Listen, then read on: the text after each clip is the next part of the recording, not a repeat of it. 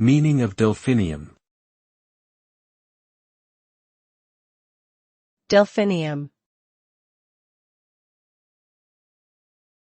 Delphinium.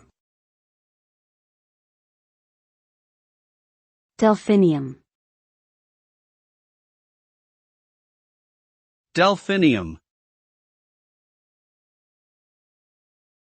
Delphinium is a genus of flowering plants that belongs to the family Ranunculaceae. The name delphinium comes from the Greek word delphis, which means dolphin, due to the shape of the flower buds resembling the nose of a dolphin.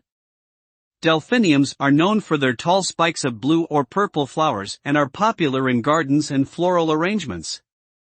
They are also believed to have medicinal properties and have been used to treat various ailments throughout history.